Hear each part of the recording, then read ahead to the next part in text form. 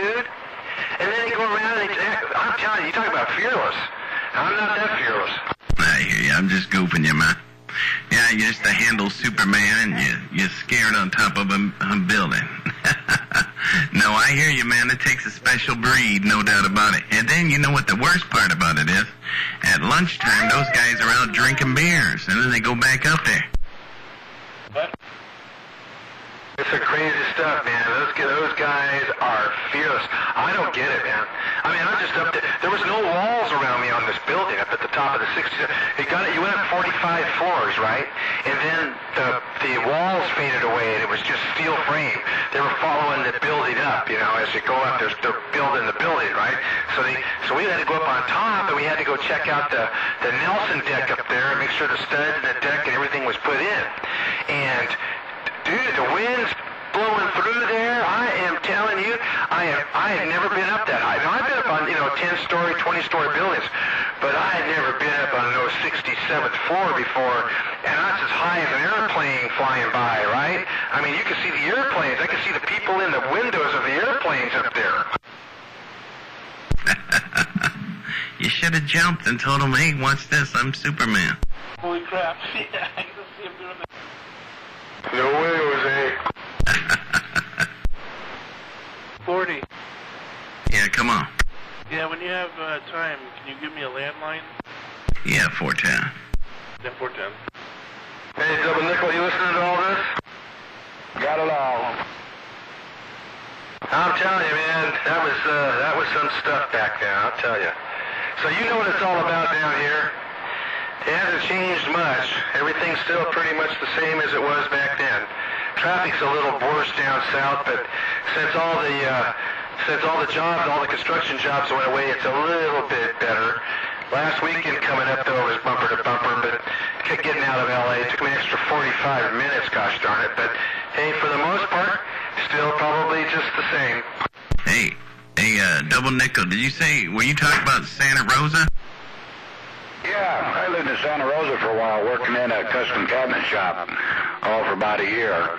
I'm sitting here trying to remember the name of the shop. It's pretty well known, but yeah, Santa Rosa, and I got a sister who lives in Petaluma.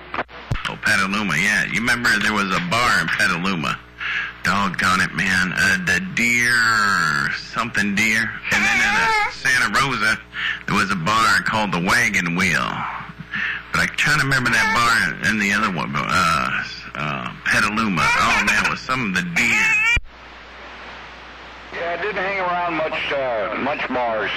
I was more on my motorcycle out running around cafe racing over there in Napa, Sonoma, and Mendocino, and around the wine vineyards and the back roads and all that good stuff. Roger? Roger. I was doing the same thing. But I always had to stop off and have a cold one, man. Yeah, man, we used to, I remember riding out to, Sears Point there. Went to a couple of the races up there at Sears Point, the bike races, but, yeah, Petaluma, man, there was a bar, I forget the name of that bar now, shoot, man. Something about the deer. But yeah, that's beautiful country up there. It gets too hot over there, man. I go up to that racetrack up there, man, and that's like a little Death Valley right there. Yeah, there was some place back east of Santa Rosa back out in there. I can't remember the name of the town, but you got back in there, and there was the geothermal plant back in there. And I got riding around in there, and I stopped to water the lilies and drink some water and all that good stuff, and cotton picking ground was shaking. I thought, earthquakes. Well, I stopped at the guard station. He says, this ground shakes all the time. Yeah, hang on. Let me get back with you in 1 minute. I'm on a 2-1. I'll let you talk to Superman. Yeah, you ever been up to Calistoga? Yeah. They got a geyser up there that's called California's Old Faithful up there in Calistoga. And it shakes all the time around there. Yeah, it does.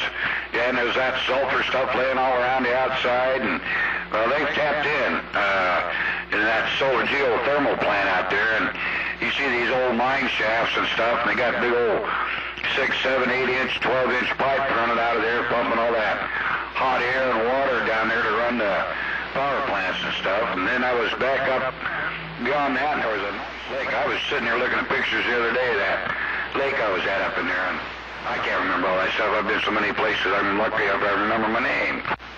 Roger that. Yeah, they got a place up there called Dr. Wilkerson's Hot Springs, and they bring the water into the pool, into the spa, right off of the geothermal geyser up there, or whatever, not the geyser, but the underground hot spring. I got one of them right down the road from me here, about 8 miles away, where that volcanic action, the hot water and the sulfur's coming out. And they got one spring that's down by the river, what they call the Hippie Pond, and then they've got one they call Belknap Springs. And it's got 2 pools, and it's got all the nice little luxuries, you know, the resort's got. They're all over the place up here because we got so many cotton-picking volcanoes up here. Roger that. Down here, you got to go over to, like, around Yosemite or, you know, over to the eastern side of the Sierras to find it. Down south, I was trying to think, down south, you know what, I think the only hot springs I know down south, they closed it down. It was a real big place up in the Santa Ana Mountains. It was in the Santa Ana Mountains, and in the 1920s and 1930s, it was like a world-renowned place. And what happened to it is it burnt down. It got caught on fire, and so the owners didn't rebuild it, right? So they fenced it off, and they basically abandoned the place. Then all the people, all the hippies, everybody started going up there because the pools were still there, right? And they were still filled with the hot water rolling down. And they had, then they ended up having, they ended up having all kinds of communicable disease problems with those pools. I don't doubt that a bit. We used to go to a place outside of San Diego, out in the Anza Borrega Desert called Agua Caliente, and that was a hot springs around that area, Roger. The Anza Borrego, man, I like the Anza Borrego. I like going down there because that's where they had the Pony Express down there. That's kind of a neat, the Mormon Trail. I think the Mormon Trail goes through there. There's a lot to see down there. There's a lot to do. Oh, yeah, we used to go down to outside of Yuma into the sand pits out there, that 92 miles of sand pits, or dunes, from the Mexican border to Palm Springs. We used to run that on our bikes and our 3-wheelers and stuff, and dune buggies, and I know all that desert area out there, El Centro and Anza Borrega and Death Valley, and all of it. Oh yeah, Death Valley. It's been years since I've been to Death Valley. Used to go with my parents all the time. They had a motorhome. We go down there, sit down there. We used to go down there for Death Valley days. Death Valley days, and oh my gosh, that was such a long time ago. And they used to drive the covered wagons in. They bring the covered wagons in there. They had a rodeo. They had a bluegrass fiddle contest, bro. A bluegrass fiddle contest with all these world, class fiddlers. Boy, it was a fun time. Been there, done that. Matter of fact, I met a girl down there that used to live with an ex-sister-in-law of mine from Oregon.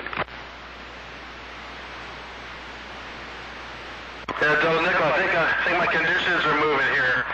Why don't you give me another try here? Yeah, I said I've been there and done that. I met a girl down there that used to live with an ex-sister-in-law of mine that was from Oregon. Small world. Yeah, they're changing around. We'll be quiet. Yeah, but I think my conditions are moving here. Well, Double Nickel, if you can hear me, have a happy Father's Day, and I'm going to go back out here. We got the Superman in flight with no kryptonite, and I just flew through. Nice talking to you, Double Nickel. We'll get back on it again here if the conditions come back. Roger. We got you 100% that time. Have a good one. We'll do it again when we can. Bye-bye.